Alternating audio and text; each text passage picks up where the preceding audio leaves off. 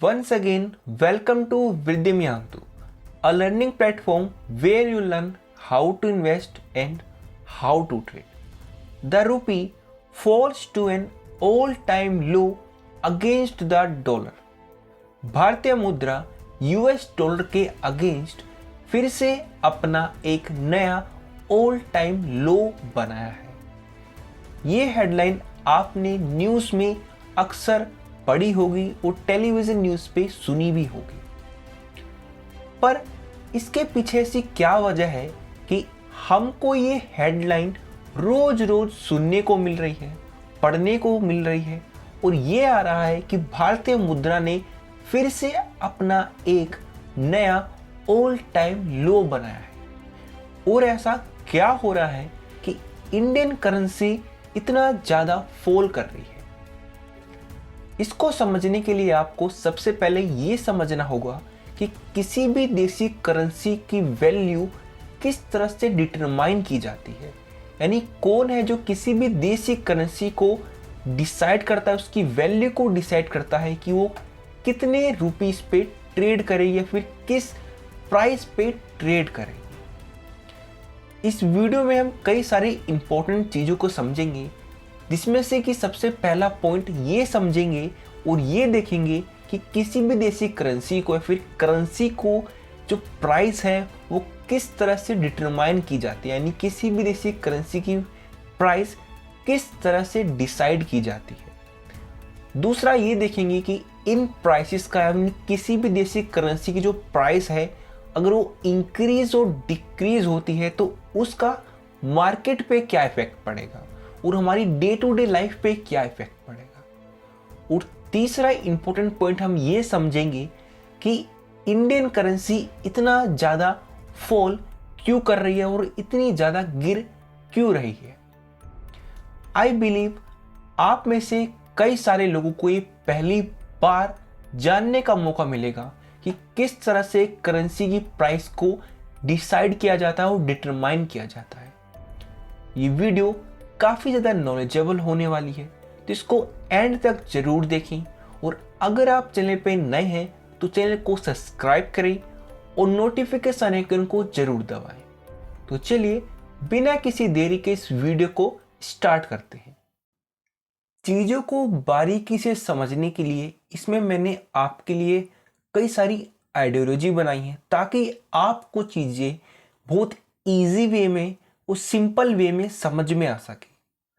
सबसे पहला आइडिया है कि currency don't have any real value, और मैं कहूँ किसी भी देशी करेंसी की कोई फिक्स्ड वैल्यू नहीं होती है। किसी भी देशी करेंसी की वैल्यू आपने रोज देखा होगा, या तो आपको हाई मिलेगी या फिर उसमें डिक्रीज आएगा, नहीं लो मिलेगी। पर पहले ऐसा नहीं था। पहले कई सालों पहले ऐसा नहीं था। जो करेंसीज की वैल्यू थी वो एक फिक्स्ड अंडरलाइंग वैल्यू से लिंक्ड थी, जो कि यूजुअली गोल्ड से लिंक्ड थी। यानी जिस देश के पास ज़्यादा गोल्ड होता था, मैक्सिमम गोल्ड होता था उसकी ट्रेजरी में, उसके खजाने में, उसके देश की वैल्यू की करेंसी ज़्यादा होती थी। और जिस देश के गोल्ड रिजर्व कम होते थे उस देश की करेंसी की वैल्यू लो होती थी। पर पिछले कई सालों में ये जो तरीका है ये चेंज हो गया करेंसी की वैल्यू डिटरमाइन करने का, और 1970s में ये तरीका पूरी तरह से बदल दिया गया और लोगों ने एक नया तरीका अपनाया जिसमें करेंसी की वैल्यू डिटरमाइन होती थी डिमांड और सप्लाई से। अब डिमांड और सप्लाई का यहाँ पर क्या मीनिंग है ये आपको कुछ आइडियोलॉजी के बाद समझ में आने लगेगा। दूसरा जो आइडिया है वो है ये कि फॉरेक्स मार्केट्स डिसाइड अ करेंसीज प्राइस। आपने फॉरेक्स मार्केट के बारे में सुना होगा, करेंसी मार्केट के बारे में सुना होगा। तो जो फॉरेक्स मार्केट है वो किसी भी देशी करेंसी की प्राइस को डिसाइड करते हैं और डिसाइड होती है फॉरेक्स मार्केट के द्वारा। पर करेंसी की प्राइस डिसाइड करने की जरूरत ही क्यों पड़ती है? यानी जरूरत ही क्यों है किसी भी देशी करेंसी की प्राइस किस वैल्यू पर ट्रेड कर रही है ये जानने की जरूरत ही क्यों है? लेट सपोज कि आप एक व्यापारी हो इंडिया में और आप अपने शोरूम के मदद से यूएस बेस्ड शूज बेचते हो, यानी यूएसए में जो शूज बनते हैं वो आप इंडिया में बेचते हो। तो यूएसए में जो व्यापारी है वो आपको शूज देता है और आपसे बदले में पेमेंट लेता है। पर आप इस यूएसए के व्यापारी को इंडियन रुपीस में पेमेंट नहीं कर सकते हो, क्योंकि उसके लिए इंडियन रुपीस की वैल्यू कुछ है ही नहीं, क्योंकि उसके देश में करेंसी वो चलती ही नहीं है। उसके लिए वो रद्दी के पेपर के बराबर है। तो आपको अगर इसको पेमेंट करनी होगी तो आप इसको यूएस डॉलर में पेमेंट करोगे, और इसीलिए आपको अपने देश की करेंसी को सबसे पहले कन्वर्ट करना होगा यूएस डॉलर की करेंसी के लिए। और किस प्राइस पॉइंट पे आप कन्वर्ट करोगे वो डिसाइड की जाती है फॉरेक्स मार्केट के द्वारा। अब फॉरेक्स मार्केट में कैसे डिसाइड होती है किसी भी ऐसी करेंसी को? फॉरेक्स मार्केट में जो एक्सचेंज रेट है ये डिटरमाइन होती है सप्लाई और डिमांड की हेल्प से। एक सिंपल सा एग्जांपल आपको समझाता हूं जिसकी हेल्प से आपको क्लियर हो जाएगा कि करेंसी की वैल्यू किस तरह से डिटरमाइन की जाती है। लेट सपोज मैं एक व्यापारी हूं, यहां पर एक व्यापारी है, ए नाम का मान लेते हैं, एक ए व्यापारी है जो इंडिया में चॉकलेट्स बनाता है। चॉकलेट्स का काम है इसका, इंडिया में चॉकलेट्स बनाता है और ये यूएस मार्केट में इन चॉकलेट्स को सेल करता है। अब यहां पर एक यूएस का व्यापारी है जो इन चॉकलेट्स को खरीदता और अपने देश में इनको बेचता है। अब इसको ये सामान यहां पर एक्सपोर्ट करना है, अपने देश से दूसरे देश में बेचना है। अब जो यूएस का व्यापारी है इसको पेमेंट देगा इंडियन रुपीस में, क्योंकि हमारे देश में ये करेंसी चलती है। तो ये फॉरेक्स मार्केट के पास जाएगा अपने देश की करेंसी को लेकर, यानी ये यूएस डॉलर को कन्वर्ट करेगा इंडियन रुपीस में। तो इसको ये सेल करेगा, यानी इसकी ये सप्लाई करेगा और इसको बाय करेगा, यानी इसकी डिमांड करेगा। तो जैसे इंडियन करेंसी की डिमांड बढ़ती है तो इसकी प्राइस ऊपर बढ़ती है। लेट सपोज एक दूसरा व्यापारी है जो कि इंडिया में बैठ के, इंडिया में एक व्यापारी है बी जो शूज को बेचता है इंडिया में, और वो शूज होते हैं यूएस बेस्ड शूज। अब ये यूएस बेस्ड शूज होते हैं तो इस यूएसए के व्यापारी को ये किस में पेमेंट देगा? यूएस डॉलर में पेमेंट देगा। तो ये इसको कन्वर्ट करेगा यूएस डॉलर में, तो अपने देशी करेंसी को यानी इंडियन रुपीस को कन्वर्ट करेगा यूएस डॉलर में। और जब ये यूएस डॉलर में कन्वर्ट करेगा तो सेल और सप्लाई कर रहा है रुपीस को और बाय और डिमांड करता है यूएस डॉलर को। ऐसे ही जब भी आप यूएस मार्केट में, किसी भी देश की मार्केट में, बॉन्ड मार्केट में इन्वेस्ट करना चाहते हो तो आपको उस देश की करेंसी में सबसे पहले कन्वर्ट करने होगी अपने देश की करेंसी को। लेट सपोज मैं एप्पल का स्टॉक खरीदना चाहता हूं। एप्पल एक यूएस मार्केट कंपनी, काफी बड़ी कंपनी है, उसका स्टॉक जो लिस्टेड है वो अमेरिकन मार्केट्स, एक्सचेंज मार्केट्स में लिस्टेड है। तो इसको जब मैं खरीदूंगा तो सबसे पहले अपने देश की करेंसी को कन्वर्ट करूंगा यूएस डॉलर में। तो अगेन मैं डिमांड किसकी कर रहा हूं? यूएस डॉलर की। सप्लाई क्या कर रहा हूं? Indian rupees. तो जब भी किसी करेंसी की डिमांड ज्यादा होती है तो उसकी प्राइस वैल्यू इंक्रीज होती है, और जब भी किसी भी देश की करेंसी की सप्लाई ज्यादा होती है, सेल ज्यादा होती है, तो उसकी जो करेंसी की वैल्यू है वो नीचे गिरती है। इसीलिए शायद आपने सुना होगा कि जो गवर्नमेंट है वो ज्यादा फोकस करती है एक्सपोर्ट पे रेदर देन इंपोर्ट, क्योंकि अगर जब भी वो इंपोर्ट करेगी यानी बाहर से इंपोर्ट करेगी तो उसको पेमेंट देनी होगी, और पेमेंट देती है वो फॉरेन करेंसी में। वो पेमेंट देने के लिए उसको अपनी करेंसी को कन्वर्ट करना होगा जिसमें वो अपनी करेंसी की सप्लाई करेगी, सेल करेगी और दूसरी करेंसी की डिमांड करेगी। और वहीं दूसरी तरफ अगर हम एक्सपोर्ट करते हैं तो हमें उसके बदले पेमेंट मिलेगी, और जब हमें पेमेंट मिलेगी तो वो दूसरा व्यापारी अपने देश की करेंसी को सेल करेगा और इंडियन रुपीस की डिमांड करेगा। तो जब जब किसी भी देश की करेंसी की डिमांड बढ़ती है तो उसकी वैल्यू इंक्रीज होती है, और जब उसकी सप्लाई बढ़ती है तो वो डिक्रीज होती है। और डेली बेसिस पे फॉरेक्स मार्केट में ये करेंसीज एक्सचेंज होती रहती हैं। कोई बिजनेस के पर्पस से एक्सचेंज करता है, कोई अपने पर्सनल पर्पस के लिए इन करेंसीज को एक्सचेंज करता है, कोई इन्वेस्टमेंट पर्पस के लिए एक्सचेंज करता है। और इन्हीं डिमांड और सप्लाई की हेल्प से किसी भी देशी करेंसी की जो वैल्यू है वो डिटरमाइन होती है। सबसे पहला कॉन्सेप्ट हमने समझ लिया है कि किसी भी देशी करेंसी की वैल्यू किस तरह से डिटरमाइन होती है, डिसाइड होती है। अब हम समझते हैं कि उन करेंसी की वैल्यू का इंक्रीज या डिक्रीज होने पे क्या असर पड़ता है, यानी उसका इफेक्ट क्या पड़ता है हमारे बिजनेस पे और हमारी डे टू डे लाइफ पे। लेट सपोज कि एक व्यापारी है, इंडिया का एक व्यापारी है जो शूज मैन्युफैक्चर करता है। ये शूज को मैन्युफैक्चर करता है और बेचता है यूएस मार्केट में, यानी एक्सपोर्ट करता है। लेट सपोज एक शूज की जो वैल्यू है, यानी एक पेयर ऑफ शूज की जो वैल्यू है वो इंडियन रुपीज में 1000 रुपीज की है। और इन 1000 रुपीज को ये जब आगे सप्लाई होता है यूएस मार्केट में, यूएस डॉलर में ये बिकेंगे तो ये कन्वर्ट होते हैं।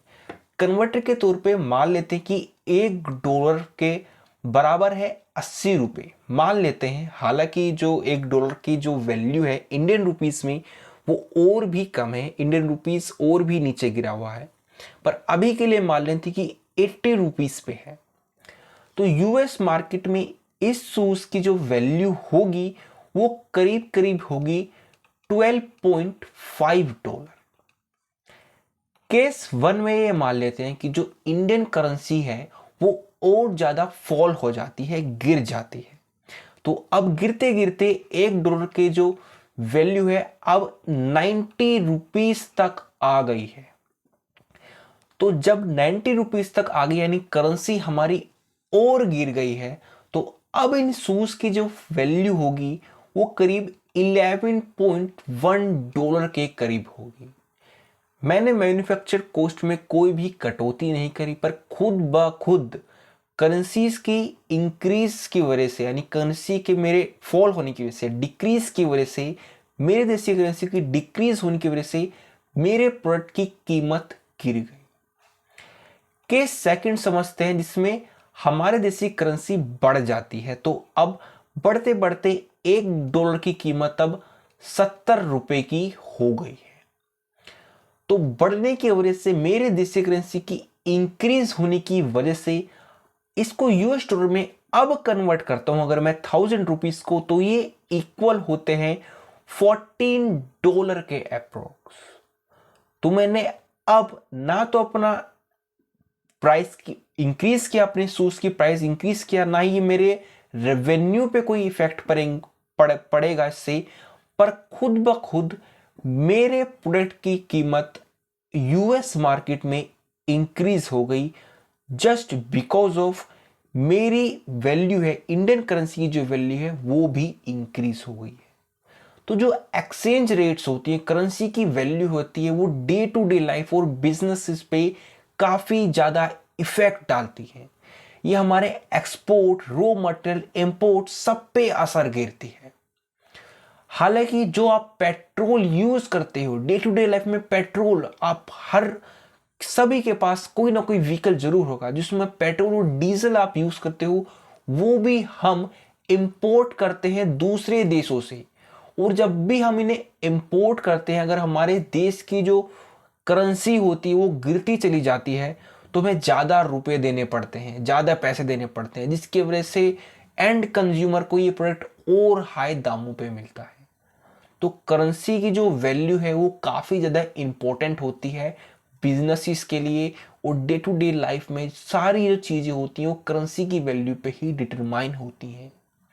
और अगर वैल्यू किसी भी देश की करेंसी की ज़्यादा गिरती है तो उस देश में इन्फ्लेशन उतनी तेजी से भी बढ़ती है। तो दो कॉन्सेप्ट हमने समझ लिए, पहला ये कि करेंसी की वैल्यू किस तरह से डिसाइड होती है और उस करेंसी की चेंज होने की वजह से हमारी डे टू डे लाइफ पे और बिजनेस पे क्या इफेक्ट पड़ता है। अब हम तीसरी चीज ये समझते हैं कि ऐसा क्या हुआ कि इंडियन करेंसी इतना ज्यादा गिर गई, और क्या सिर्फ इंडियन करेंसी ही गिरी या फिर और देशों की करेंसी भी गिरी है। सबसे पहले आपको यह समझना होगा, जो मार्केट जहां पर भी होता है वहां पर ट्रेडर्स भी होते हैं। अगर एक मार्केट है तो वहां पर ट्रेडर्स भी होते हैं, और फॉरेक्स मार्केट में भी ट्रेडर्स होते हैं, जिनमें सबसे पहला ट्रेडर होते हैं सम स्पेकुलेटर्स और ट्रेडर्स जो कि करेंसी पे बैट करते हैं और उनके को बाय और सेल करते हैं। इसकी वजह से भी फ्लक्चुएशन आता है करेंसीज में, इसकी वजह से भी फ्लक्चुएशन आता है। अगर आपको याद हो, जॉर्ज सोरोस ने बैंक ऑफ इंग्लैंड को गिरा दिया था, घुटनों के बल तोड़ दिया था। उन्होंने उस देशी करेंसी को शॉर्ट किया था फॉरेक्स मार्केट में, और इतना ज्यादा शॉर्ट करा था, इतना ज्यादा सेल करा था कि उनके देश की करेंसी की वैल्यू गिरती चली गई थी। और दूसरे तरह के जो ट्रेडर्स होते हैं वो सेंट्रल बैंक्स होते हैं, जो कि फॉरेक्स मार्केट में अपने ही देशी करेंसी को बाय और सेल करते हैं और अपने देशी करेंसी की आर्टिफिशियली तौर पे डिमांड और सप्लाई करते हैं, ताकि वो अपने देशी करेंसी को एक सही डायरेक्शन में ले जाए, एक सही डायरेक्शन में ले जाए। और इवन आरबीआई भी इसी चीज को करता है, रेगुलर बेसिस पे करता है। जब भी उसे लगता है उसके देशी करेंसी गिर रही है तो वो अपने जो फॉरेन रिजर्व्स होता है उसमें से उस चीज को बेचता है, सप्लाई करता है और डिमांड करता है इंडियन रुपीस को, ताकि हमारे इंडियन रुपीस की वैल्यू इंक्रीज हो जाए। पर ऐसा क्या हुआ कि जो हमारी देशी करेंसी इतना ज्यादा गिरती चली गई। पोस्ट कोविड के बाद, यानी जब कोविड खत्म हुआ तो हर देश की जो इकोनॉमी थी वो डगमगा गई, काफी ज्यादा इकोनॉमीज पे इफेक्ट पड़ा। पर जो अमेरिकन मार्केट थी, जो यूएस मार्केट थी, वो काफी ज्यादा स्ट्रॉन्ग मार्केट है। और जब भी इकोनॉमी में ऐसा होता है कि इकोनॉमी में लोगों को खतरा होता है कि उनकी इन्वेस्टमेंट की वैल्यू चली जाएगी, फॉल हो जाएगी, तो जो बड़े बड़े इंस्टीट्यूशंस हैं और इन्वेस्टर्स हैं वो ऐसे देशों में अपने पैसों को इन्वेस्ट कर देते हैं जो डेवलप्ड हो चुके हैं, जिनकी करेंसी पे या फिर इकोनॉमी पे इतना इफेक्ट नहीं पड़ेगा। अगर आप देखो 2021 के बाद जो यूएस डॉलर की जो वैल्यू है वो लगातार इंक्रीज होती चली जा रही है। इसी वजह से वो 21 के बाद इंक्रीज होती चली गई, क्योंकि इकोनॉमिक क्रैश होने का खतरा देखते हुए बहुत सारे इन्वेस्टर्स ने यूएस मार्केट में इन्वेस्ट किया। और जैसा कि मैंने शुरू में ही आपको बताया था, अगर आपको यूएस मार्केट में और यूएस कंपनीज में, यूएस स्टॉक्स में, बॉन्ड्स में इन्वेस्ट करना होगा तो आप क्या मांग करते हो? आप अपने देश की करेंसी को सेल करते हो और यूएस डॉलर की मांग करते हो। और जब जब किसी भी देश में फॉरेन करेंसी यानी फॉरेन इन्वेस्टमेंट बढ़ती है तो उस देशी करेंसी की वैल्यू में भी इजाफा होता है, जो कि आपको साफ दिख भी रहा होगा। और ये ट्रेंड अब आपको अक्टूबर के बाद दिख रहा होगा। अक्टूबर के बाद आपको यही सेम ट्रेंड दिख रहा होगा। अक्टूबर के बाद यूएसए में इलेक्शंस हुए जिसमें ट्रंप काफी भारी मतों से जीते, तो फिर से लोगों को एक अच्छा पोटेंशियल मिला यूएस मार्केट में इन्वेस्ट करने का। इन्वेस्टर्स को, इंस्टीट्यूशंस को ये लगा कि फिर से एक उनके लिए एक अपॉर्चुनिटी और वेल्थ क्रिएट हो रही है। और अक्टूबर मंथ से फिर से ही यूएस डॉलर इंक्रीजिंग फेस में चलता चला जा रहा है। और इसी के खिलाफ अगर आप इंडियन करेंसी को देखो, इंडियन करेंसी सही 2021 के बाद से गिरती चलेगी, जिसमें जो इंडियन रुपी है अगेंस्ट द डॉलर उसकी वैल्यू इंक्रीज होती चलेगी और अब अप्रोक्स करीब 87 के अप्रोक्स पहुंच चुकी है। और इसी में भी आपको एक सेम ट्रेंड दिखाई देगा। अक्टूबर मंथ से इसकी वैल्यू और फॉल होती चली गई, इंडियन करेंसी की वैल्यू और ज़्यादा फॉल होती चली गई और यूएस के अगेंस्ट और ज़्यादा बढ़ती चली गई। अगर आपको थोड़ा सा ध्यान हो तो अक्टूबर मंथ से ही इंडियन मार्केट भी क्रैश होता चला गया, वो भी गिरता चला गया। ऐसा क्यों? ऐसा इसलिए कि जो FIIs है, फॉरेन पोर्टफोलियो इन्वेस्टर्स और फॉरेन इन्वेस्टर्स हैं, उन्होंने अपना पैसा निकालना शुरू कर दिया इंडियन मार्केट से और उस देश की मार्केट में, और सीधा सीधा कहूं तो यूएस मार्केट में इन्वेस्ट करते चले गए। तो जब भी फॉरेन इन्वेस्टर इंडियन मार्केट से पैसा निकालते हैं तो वो क्या सेल कर रहे हैं? वो सेल कर रहे हैं इंडियन रुपीस को। और क्या डिमांड कर रहे हैं? वो डिमांड कर रहे हैं और बाय कर रहे हैं यूएस डॉलर को या फिर अपने देसी करेंसी को। तो यहां पर सेल क्या हो रही है, सप्लाई क्या हो रही है? Indian currency. और यही सबसे बड़ी वजह भी है कि अक्टूबर मंथ के बाद से इसकी जो वैल्यू है वो और ज्यादा गिरती चली गई और इंडियन रुपीस की वैल्यू और ज्यादा गिरती चली गई। तो सबसे पहला रीजन था कोविड-19 और दूसरा अब जो आ रहा है वो ट्रंप इलेक्शन की वजह से। अमेरिकन मार्केट और ट्रंप अलग अलग टैरिफ्स लगा रहे हैं। टैरिफ्स की वजह से इकोनॉमीज को काफी ज्यादा फ्लक्चुएट किया जा रहा है, जिसकी वजह से इन्वेस्टर्स और इंस्टीट्यूशंस को एक इकोनॉमी क्रैश होने का खतरा है। तो वो अपनी वैल्यू को और अपनी इन्वेस्टमेंट को इमर्जिंग मार्केट यानी डेवलपिंग नेशन से निकालते हैं और ऐसे देशों में लगाते हैं जो डेवलप्ड हो चुके हैं। तो इसीलिए ही सरकार जोर ज्यादा देती है फॉरेन इन्वेस्टमेंट को, चाहे वो FDI हो, फॉरेन डायरेक्ट इन्वेस्टमेंट हो या फिर फॉरेन इन्वेस्टमेंट हो या फिर फॉरेन इन्वेस्टमेंट हो, दोनों पे जोर दिया जाता है। क्योंकि जब भी फॉरेन से इन्वेस्टमेंट आएगी हमारे देश में तो वो अपनी देशी करेंसी को एक्सचेंज करेंगे इंडियन रुपीस में। तो इंडियन रुपीस की मांग करेंगे, डिमांड करेंगे, जिसकी वजह से हमारे देशी करेंसी की वैल्यू भी इंक्रीज होगी। पर क्या सिर्फ इंडियन मार्केट या फिर इंडियन करेंसी ही फॉल कर रही है? ऐसा नहीं है।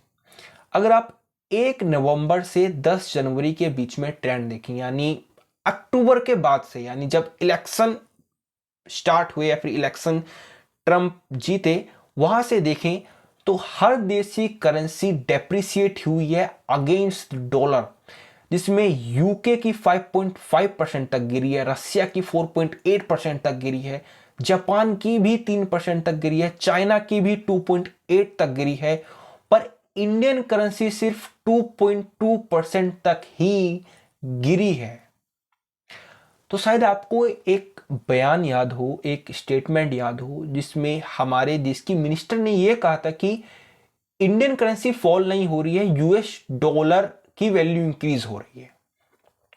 और इस बात का काफी ज्यादा मजाक बनाया गया था, काफी ज्यादा कमेंट किया गया था, even in Instagram social media platforms काफी ज्यादा कहा गया था कि ये तो बचकानी चीजें हैं, कि ये तो अपने देश को बचाने वाली या फिर अपनी पोजीशन बचाने वाली स्टेटमेंट है कि इंडियन करेंसी फॉल नहीं हो रही है, यूएस डॉलर की मांग बढ़ रही है। वो सही स्टेटमेंट थी। कोरोना के बाद यूएस डॉलर की मांग काफी ज्यादा बढ़ी है और ठीक 1 नवंबर के बाद फिर से ये ट्रेंड आ रहा है और फिर से यूएस डॉलर की मांग बढ़ रही है।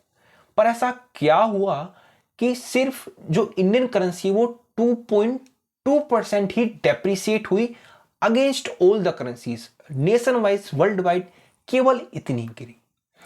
जैसे कि मैंने आपको यह बताया कि जो सेंट्रल बैंक्स हैं, RBI अपने देशी करेंसी को एक सही दिशा देने के लिए फॉरेन रिजर्व में से जो फॉरेन इन्वेस्टमेंट जब भी आती है उसमें से बहुत सारा हिस्सा फॉरेन रिजर्व के तौर पर रख लेता है और इसको तब सेल आउट करता है जब अपनी देशी करेंसी गिर रही होती है। तो अगर आप देखो ये फॉरेन रिजर्व है, USD मिलियन है। आपने कई अक्सर अखबारों में, न्यूज में पढ़ा होगा कि फॉरेन रिजर्व लगातार कम हो रहा है, फॉरेन रिजर्व लगातार बढ़ रहा है फिर कम हो रहा है।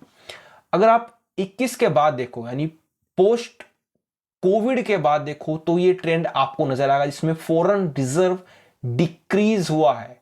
फॉरेन रिजर्व डिक्रीज होने का मतलब ये है कि जो आरबीआई है उसने फॉरेन करेंसी को सेल किया और डिमांड किया इंडियन रुपीस को बाय किया, ताकि हमारे जो करेंसी है उसकी डिमांड बढ़ पाए।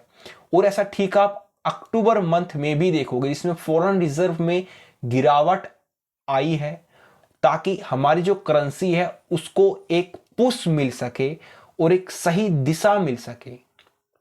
तो आप देखोगे कि जब से आरबीआई ने अपने फॉरेन रिजर्व में से ये पैसे को बेचना शुरू करा और इंडियन करेंसी को पुश करने की कोशिश की है, उसके बाद से जो इंडियन करेंसी है वो मामूली तौर पर काफी ज्यादा मूव नहीं कर रही है। ऐसा लग रहा है कि ना तो करेंसी, अब आरबीआई ना तो इस वैल्यू को गिरने देना चाहता है और ना ही बढ़ने देना चाहता है।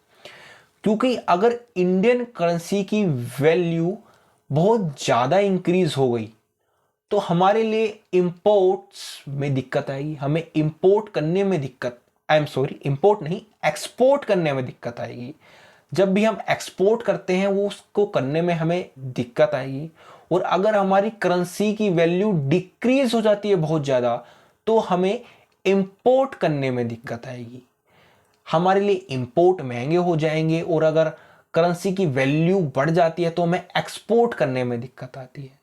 तो इकोनॉमी को संभालना इतना भी आसान नहीं है शायद जितना लोगों को लगता है। बहुत आसान होता है एक तंज कसना, किसी भी मिनिस्टर या किसी भी एजेंसी पे तंज कसना बहुत आसान होता है, पर इकोनॉमी और फाइनेंस बहुत ज्यादा क्रूशियल होते हैं। अगर आप एक चीज संभालते हैं तो इसका इफेक्ट दूसरी तरफ बहुत बड़ा होता है। अगर आपको एक एग्जाम्पल के साथ समझाऊं तो जब भी इन्फ्लेशन बढ़ती है, महंगाई दर बढ़ती है, तो इसको रोकने के लिए आरबीआई रेपो रेट को इंक्रीज कर देता है, ब्याज दरों को बढ़ा देता है, ताकि लोग कम पैसा खर्च करें और इन्फ्लेशन धीरे धीरे कंट्रोल में आ जाए।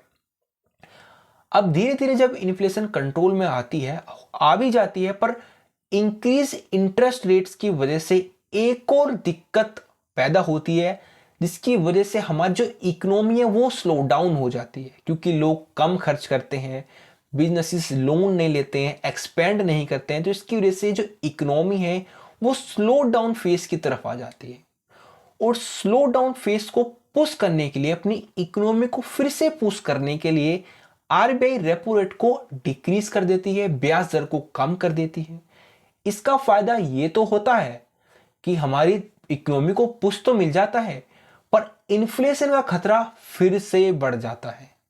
तो इकोनॉमी को हैंडल करना इतना भी आसान नहीं होता जितना लगता है। और ऐसे ही ठीक अगर आरबीआई ने अपने देशी करेंसी की वैल्यू को बहुत ज्यादा बढ़ा दिया, इंक्रीज कर दिया, तो हमें एक्सपोर्ट करने में दिक्कत आएगी। और अगर हमारी वैल्यू डिक्रीज हो गई, काफी ज्यादा गिर गई, तो हमें इंपोर्ट करने में दिक्कत आएगी। हालांकि फॉरेक्स मार्केट में जो करेंसीज की डिमांड और सप्लाई है वो एक जो नेचुरल बिजनेस होता है, ट्रेडिंग होती है, उसी पे होता है, पर स्टिल बहुत सारा इफेक्ट इस पे फॉरेन इन्वेस्टमेंट और ट्रेडर्स भी गिरते हैं। जो फॉरेन ट्रेडर्स हैं वो हर देशी को इकोनॉमी को अनस्टेबल करने की कोशिश करते हैं, जो सीधा सीधा टारगेट करते हैं उनके देशी करेंसीज को। तो इसी फ्लक्चुएशन को कवर करने के लिए आरबीआई अपने देशी करेंसी को डिमांड करता है और सप्लाई करता है, अपने देशी करेंसी को बचाता है। पर आरबीआई के लगातार ऐसा करने की वजह से एक नई प्रॉब्लम क्रिएट हो गई है, जिसकी वजह से जो बिजनेसेस हैं वो फॉरेन से यानी अब्रोड से लोन लेना उनके लिए सस्ता है as compare to Indian banks. इसी वजह से यानी जो आरबीआई है जो पुश कर रहा है अपनी देशी करेंसी को पुश करने की वजह से एक नई प्रॉब्लम क्रिएट हो गई है, जिसकी हेल्प से एक जो बिजनेसेस हैं वो बाहर से लोन ज्यादा ले रहे हैं। तो अगर आप एक ग्राफ देखोगे तो उसमें जो लोन्स हैं, फॉरेन एक्सटर्नल लोन्स है, उसमें काफी ज्यादा स्पाइक आया है आफ्टर द नवंबर मंथ। और इसीलिए ये ज्यादा डिक्रीज हो रही है, क्योंकि जब भी वो लोन की रीपेमेंट करेंगे तो वो डिमांड करेंगे उस देशी करेंसी को, सेल करेंगे हमारी देशी करेंसी को। तो जब भी सेल करते हैं हमारी देसी करेंसी को तो हमारी देसी करेंसी और ज्यादा गिरती है। आई होप ये सारी चीजें आपको कॉन्सेप्ट समझ में आया होगा कि किसी भी देसी करेंसी को किस तरह से उसकी प्राइस डिटरमाइन होती है और क्यों हमारी देसी करेंसी गिर रही है। अगर आपको ये वीडियो अच्छी लगी, नॉलेजेबल लगी, तो इस वीडियो को लाइक करें और चैनल को सब्सक्राइब जरूर करें।